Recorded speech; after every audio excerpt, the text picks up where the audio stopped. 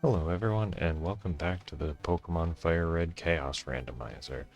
We just made it through Rock Tunnel, and I'm going to be on my way over to Celadon City, and the plan is to go grab Fly and then start cleaning up the Pokemon catching. I did look it up, but I need 50 to get the EXP share from the aid near Fuchsia City, and that's going to be very helpful in terms of just making sure the entire team is leveled up.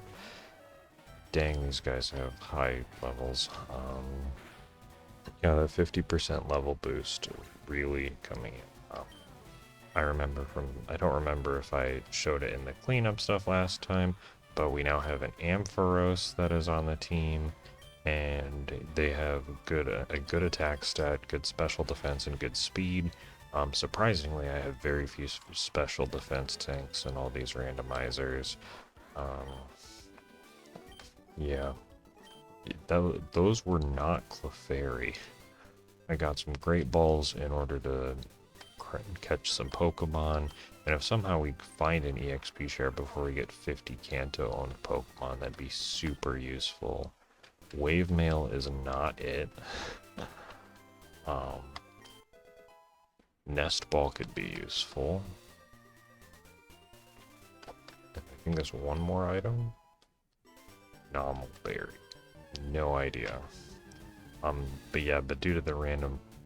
Oh goodness, I am just so distracted by all of these Pokemon.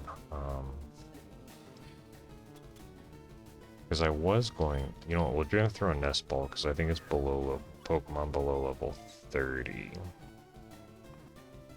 And I know this isn't a Kanto Pokemon, but I want it. Melodic and Dragonair are just two favorite snakes.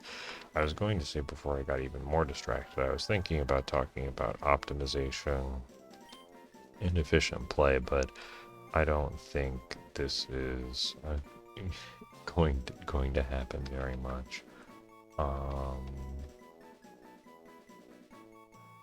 You get to be...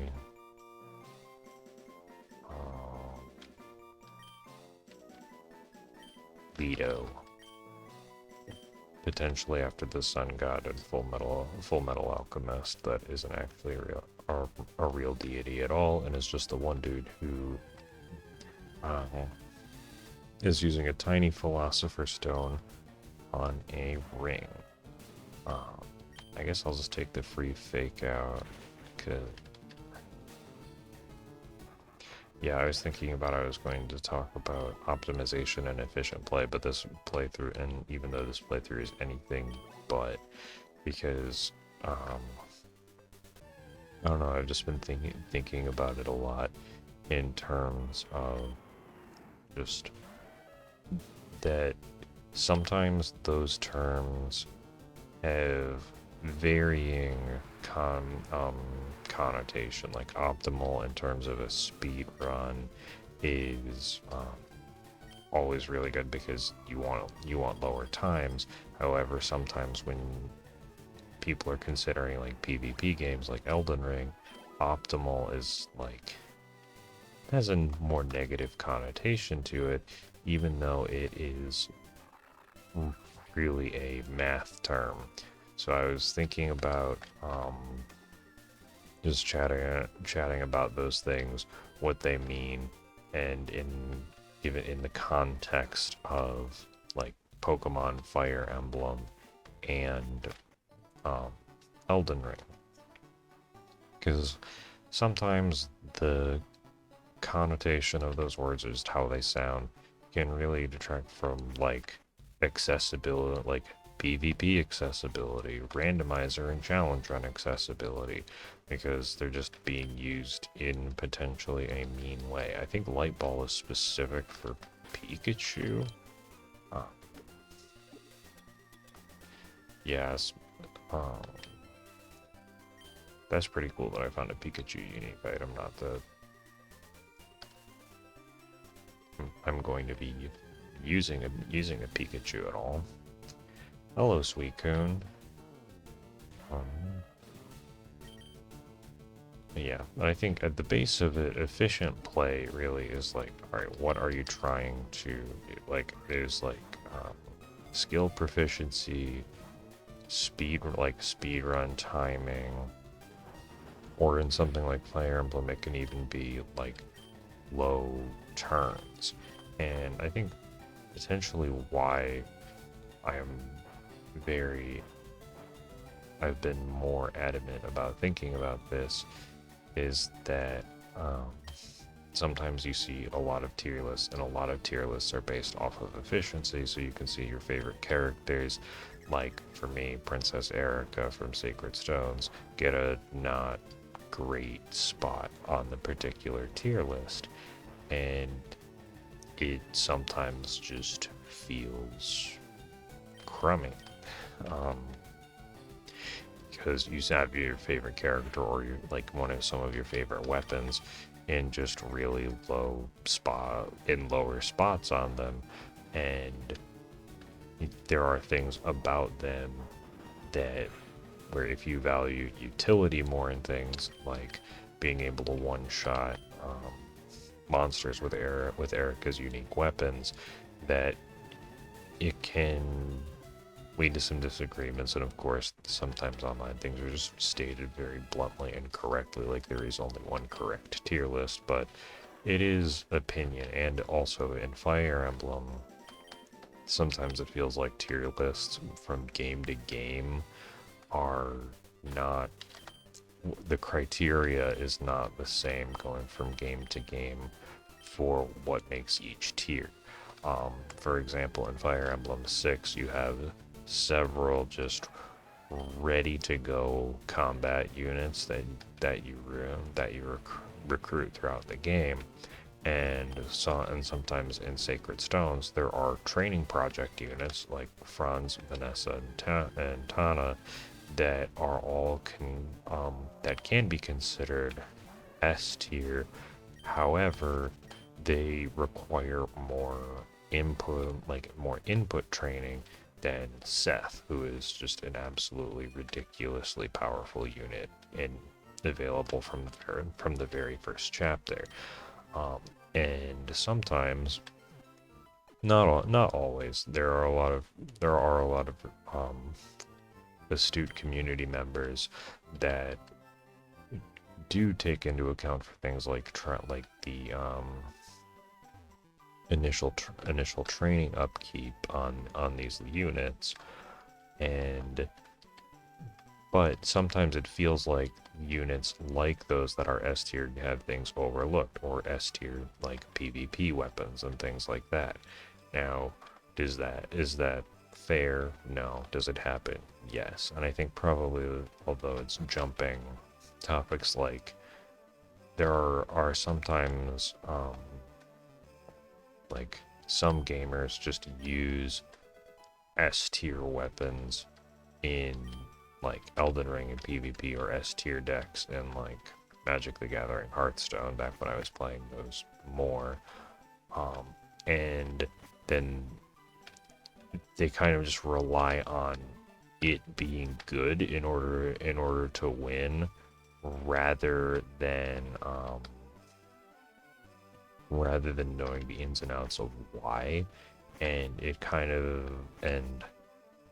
sometimes it fails, and spectacularly even.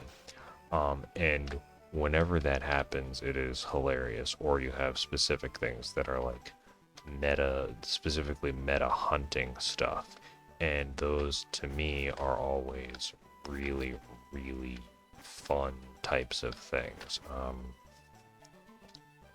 Like for example, one-handing. Oh heck yeah, we're giving a nickname to this Seadra. This Seadra's gonna be Bubbles. Specifically, like if after the hyper armor change, there is like Halstock or Halaxe, where you have a one-handed halberd and an offhanded hand axe, or S-stock. In order for true combo potential, is really common as a weapon set for just being really good in tournament duels type scenarios for Elden Ring. Now, does that necessarily mean that it's going to be good in an invasion? Not necessarily, but there are a lot of sometimes people run tournament duel things in invasions because they're just very good weapons, especially when you get down to a 1v1.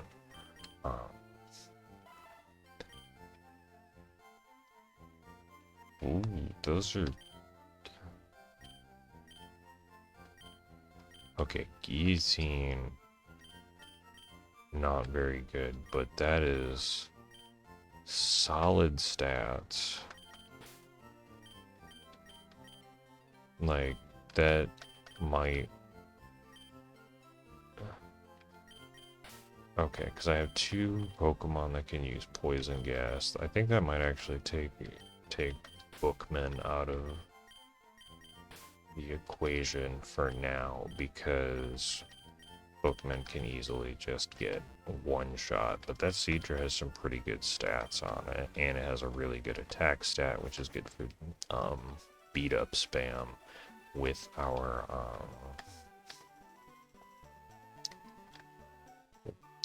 Mawile. The Sylph Scope. Oh yeah.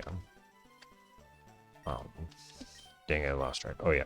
But if you have a bunch of poison, use hyper armor or with like a colossal sword when someone is going specific, when someone is relying on the true combo for the weapons rather than looking and trying to using proper spacing and getting the combo more naturally when they're just trying to force like running light attack into offhand light attack. You can do some really funny things and end up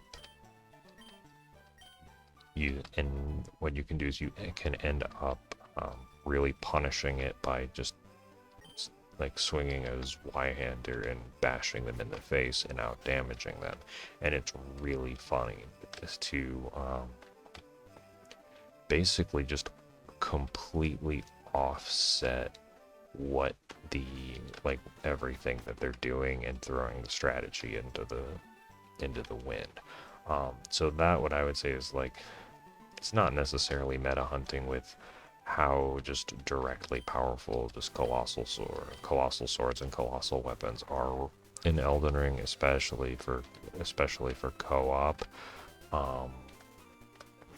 But it's in that vein of, if you find something that you can use in order to basically like abuse autopilot, it is incredibly useful and can be some really good meta hunting stuff. So that's why I like medium heavy poise builds with 2-handed weapons are just so great. Alright, let's see what fly does.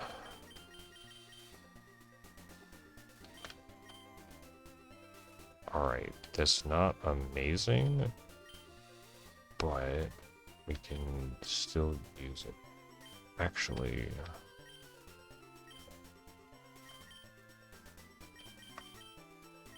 what are your other moves?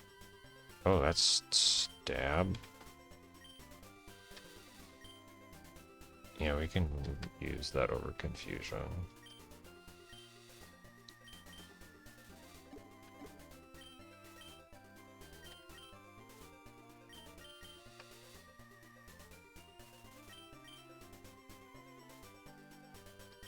Yeah, because the Ampharos does not have good special attack.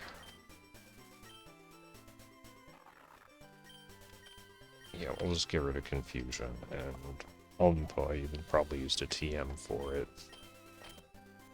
It'll be very worth it to have fly, because then I can also get the old rod.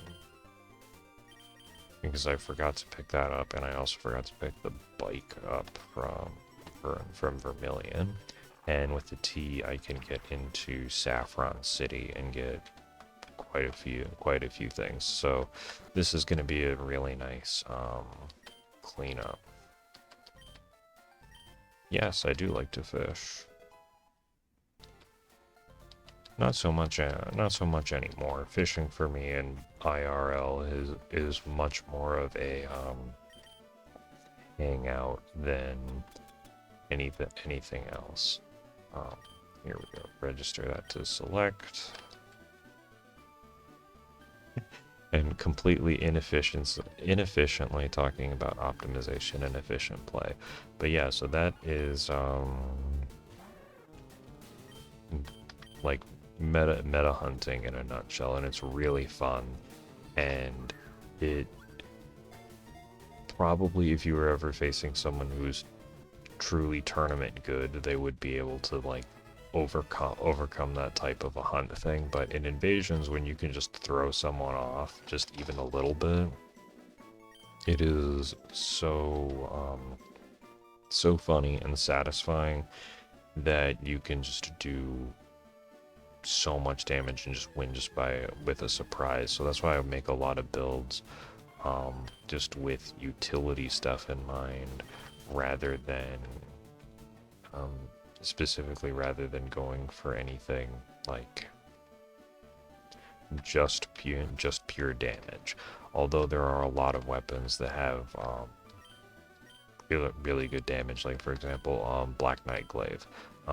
Some of the problems with it are it requires 26 strength, which is a heavy investment if you're not using, like, it has the longest reach and it has really good damage. However, if you're not investing that much in strength, it can be potentially really you're going out of your way. And if you're just doing spell casting, you probably want to have a incantation tool equipped either in your offhand or your main hand, so it becomes very becomes a very high investment rather to what you would rather be doing, even if you're going for pure damage. And its unique heavy attack is cool, but it's not necessarily something that you would want to use all the time, because it has an overhead smash versus a lot of the halberds having a sideways sweep. And also too, in terms of optimization and efficient play, like in terms of like challenge runs, you can still be trying to do a lot of really good, cool things, but have a restriction, like random encounters, or the one of my favorite random things is just everything has to be pink.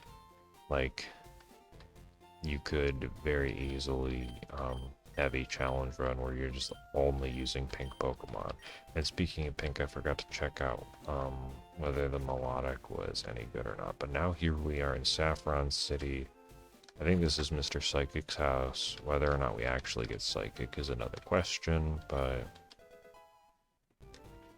we still get TM29.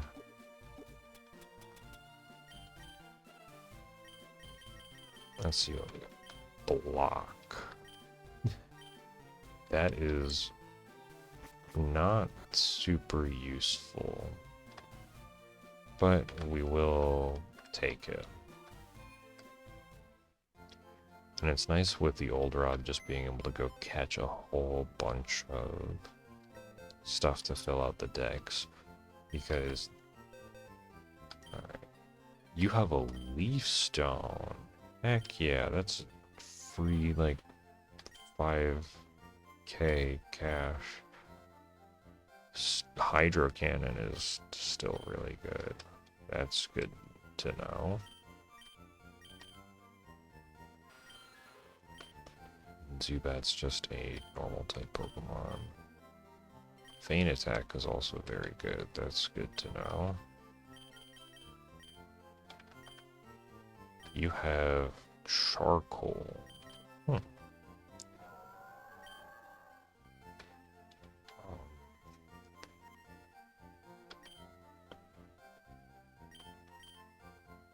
Psychic Rock, really good special defense.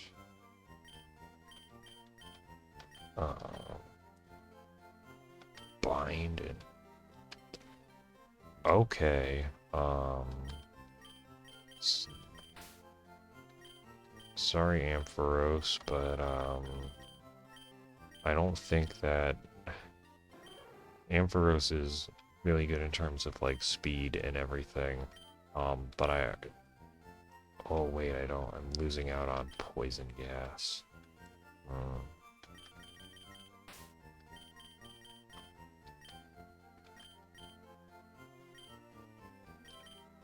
This might go over the Seadra.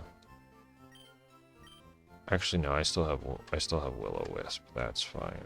As long as I have another status move in there that's able to take down ground steel. Dang. Oh, hustle. Absolutely not. Yeah, no. That Suicune is not going to be in the party. But now we have a Leaf Stone. We can buy Firestone for Growlithe. And Wormpole can also evolve really fast. So we're in a good spot for starting to clean things up in order to get...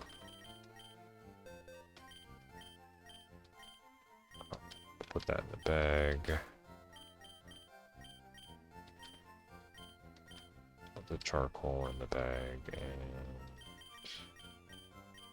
I'll leave the Soothe Bell there for now.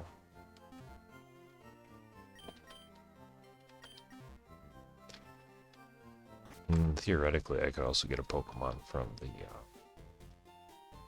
martial arts gym as well.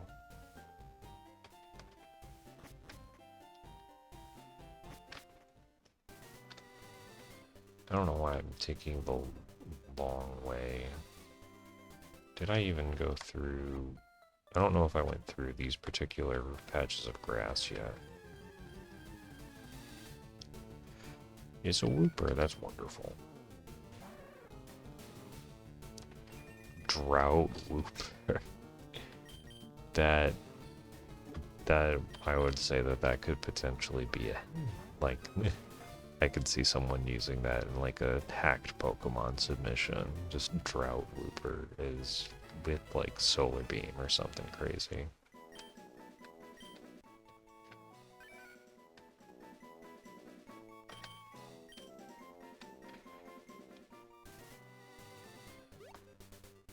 And yeah, I guess the point of the whole optimization and efficiency discussion was mostly just to say, play it. You're probably doing a lot of the things for optimization and efficiency just by naturally playing the game and getting more familiar with it. And a lot of the results are, well, play games the way you want to, have fun is the major point.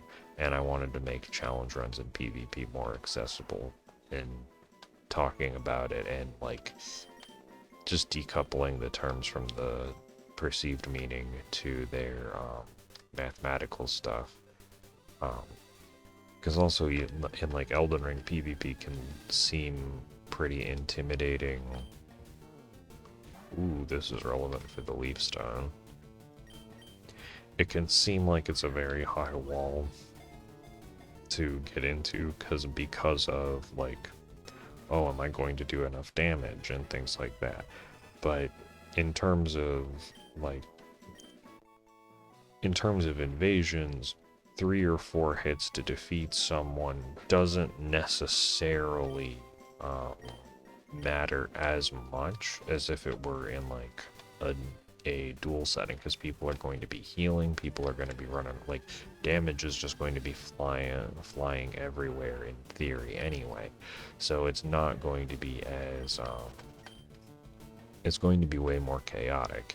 And if it's not necessarily a one-shot anyways, like you'll know if you're doing too little damage, but there is a whole lot to be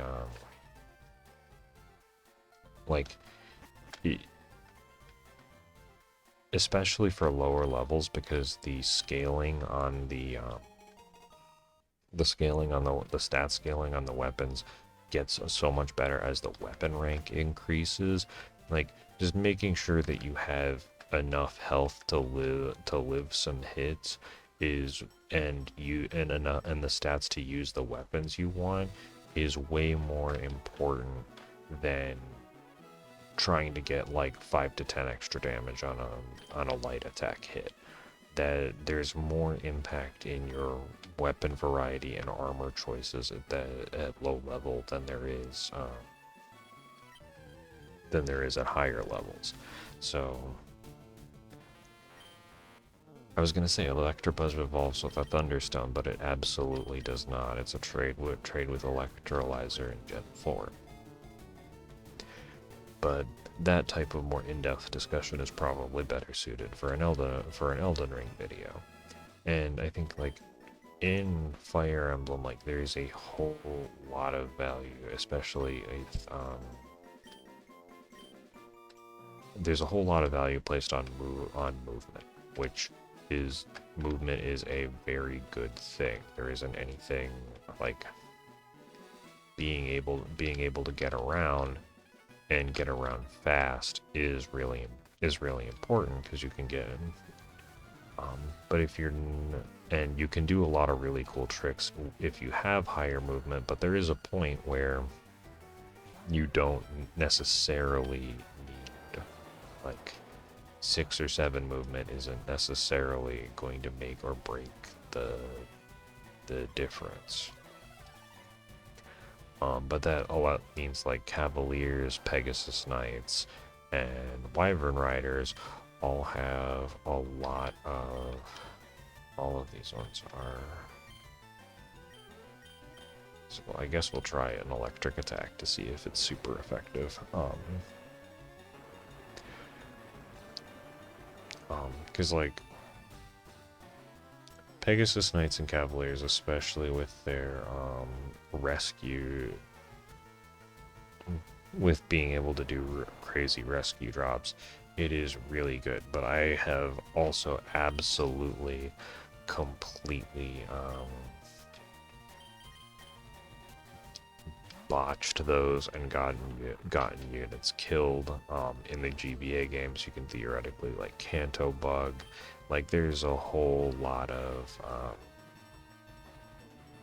just things that can go wrong, and they're often very fragile and like they can, well, Cavaliers not so much, but flyers early on are typically often very fragile, and you have to be very careful with getting them up to the point where you can just send them off to like go solo an entire side of the map. And it's really cool when they do that. But again, this is part of why I was like, the investment part is really important to consider versus units that are just combat ready to go, like Rutger, Milady, and Percival from Fire Emblem 6. And I think... Oh, we already got a Growlithe. So I think that, I don't know, I think that the Lord units are sometimes undervalued. Also, I guess, like, if you're thinking about, like, chess, the king is, like, even though it does not have, like, crazy movement, like, the king is the most important piece, and to me, some of the times are just like, well, just use it. Like, you can be sitting there in the back, or you can like get a checkmate with it. Well, not directly, but you can do a forced checkmate with, like, at least if you have a king and a rook, or like king and a rook minimum, and just going more and more from there. So I think, and especially because the Lord's unit slots, it's like if you're going to have them eat a slot anyway, you might as well have them at least be usable for utility and cleanup, especially with diminishing experience point returns. I am catching so many random Pokemon because in hopes of getting them to evolve. But we did get some good ones.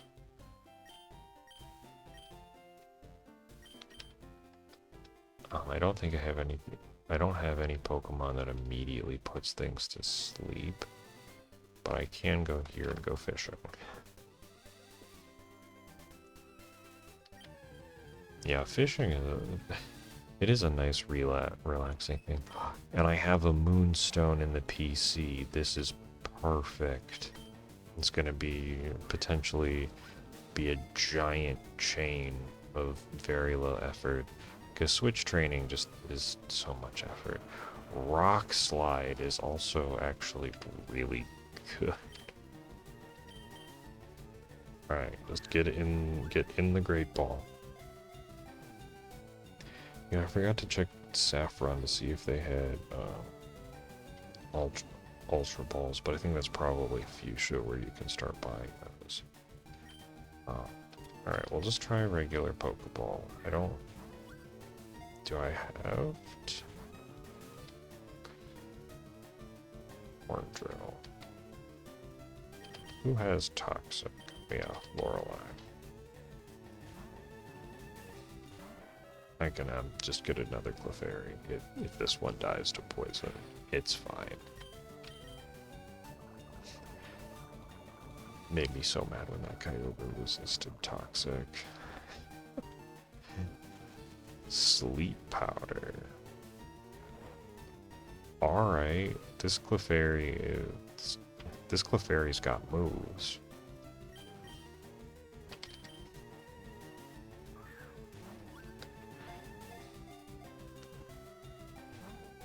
Alright.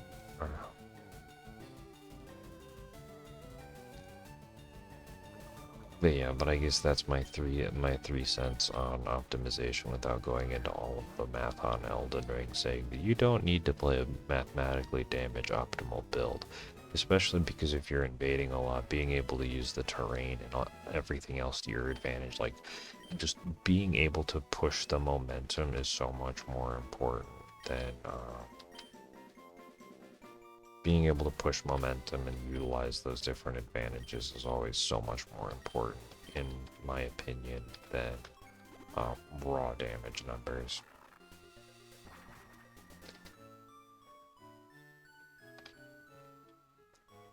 We are doing so well at snatching up so many Pokemon, especially with the old rod. And then the Super Rod is just south of Lavender Town. Oh, dang it, I already got a Seadra.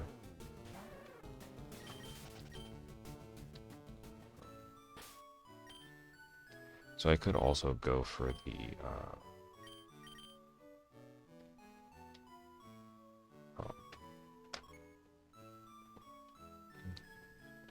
go and see whether or not I can grab anything useful.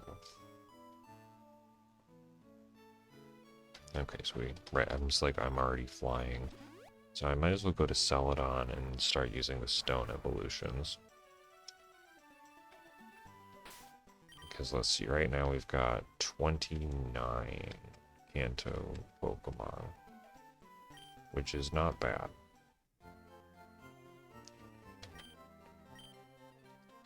The Super Rod is going to make, like, it'll be harder to catch things, but it will also get a lot of things higher level, and we'll be able to, I just remembered there's the Grimer water here, and we'll be able to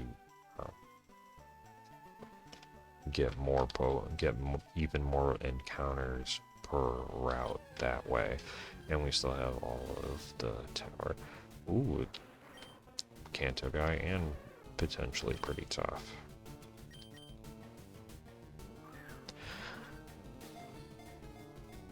Yeah, it's going to be interesting seeing how all of the trainers shake out with the 50% level boost, especially for Rocket Hideout, because Rocket Hideout is going to have a lot of items, so I could theoretically get a lot of good items and money from there.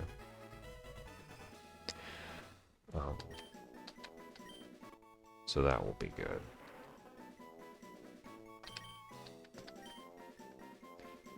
Right, so that I think was 30.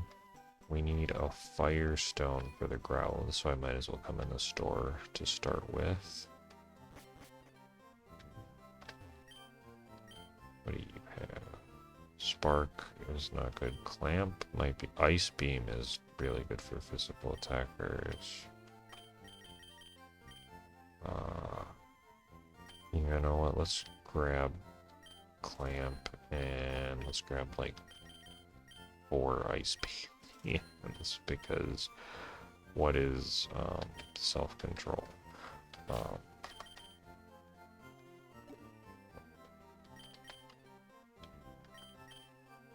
Alright, clamp's physical, but that's not bad. Shadow ball is really good.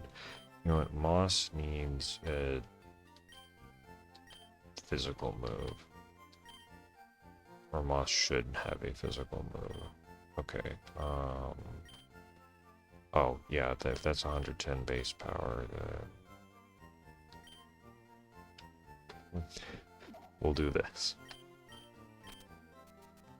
Alright, Moss is just getting even more powerful. And this is why I want the XP share, so I can just have Moss carry everyone.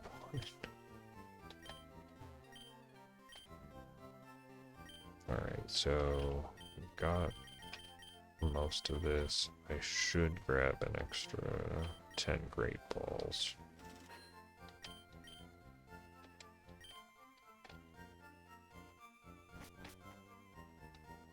And then is this Evolution Stone?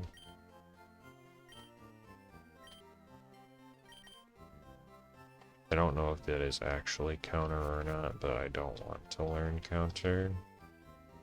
It probably isn't, it's probably a different one. Alright, we need a Firestone.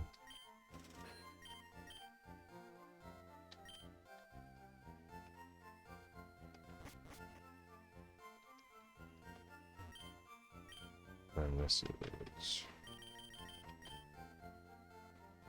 I don't think the little girl is... Are you still very thirsty? Okay. I guess let's just try it. We'll see what happens. Worst case, I got some healing items.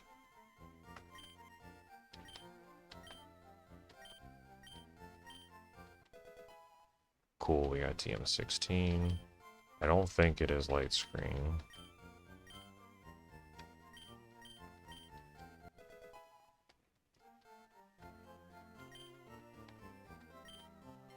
Alright, and then this one would probably have been reflect.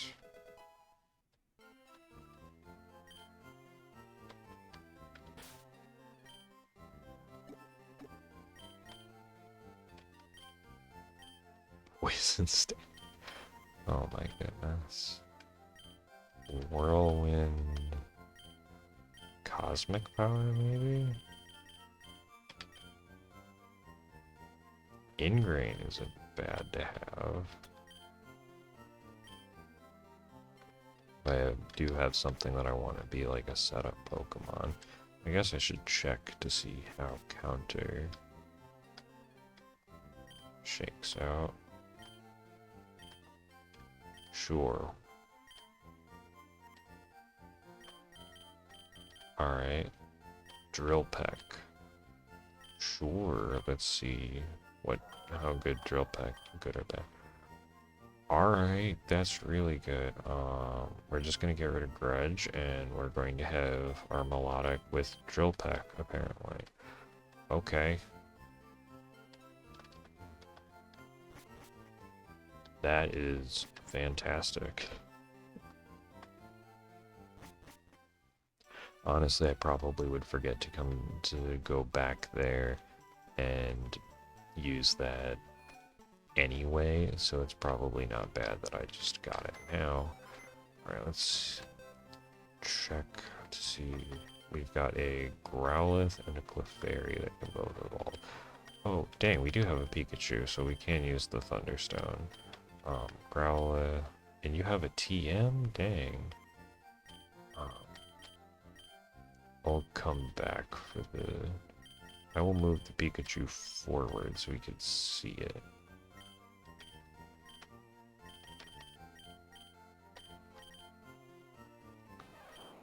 Yeah, it's not a huge power Pikachu. Okay.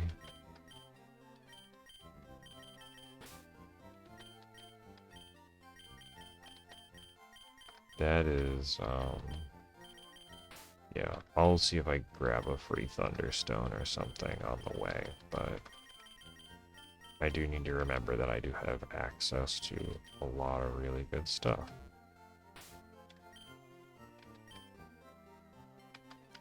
Alright, and let's grab whatever TM this is.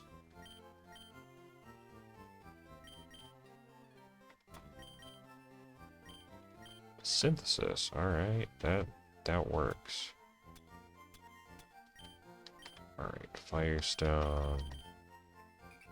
Let's see what we get.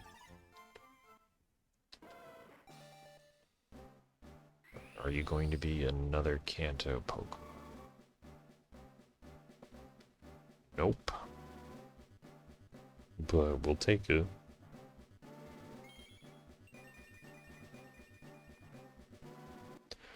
When I was a kid, Skarmory was one of my favorites. I had no idea how to use it, because also I was just, like, a little kid in playing, Gen 2 Pokemon, and I'm like, ooh, this looks like a really cool bird. Alright. Our PC. We're going to withdraw Moonstone.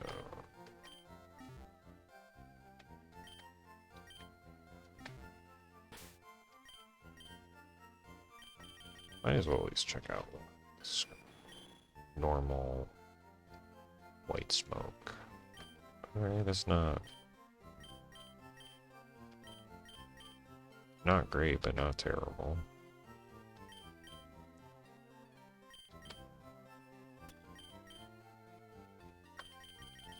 Alright, let's see what this Clefairy has. I probably should have checked its ability first to see...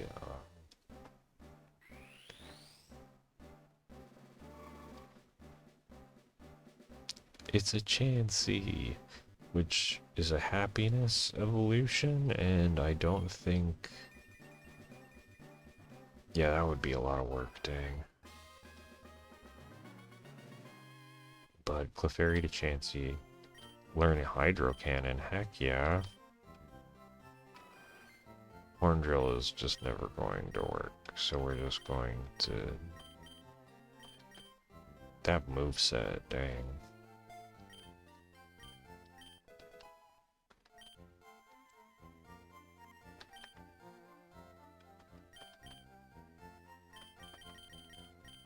Hello, Chansey. Ice type, timid, negates weather, that's pretty hilarious.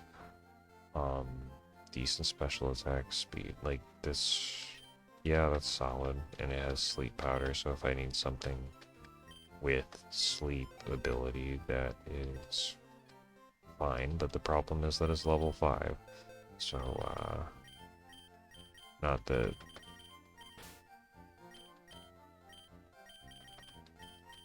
Either of these ones are going to be amazing switch-ins, but still better than 0. Alright. I can at least go get into Rocket Hideout. Yeah, well, we've got our team to go bust into the casino next time, so thank you for just hanging out and chat while I catch a bunch of Pokemon and hit a bunch of check marks on the randomizer. Yeah, I hope the discussion was fun, useful, and entertaining, and have an amazing day, and I'll catch you in the next video. See ya!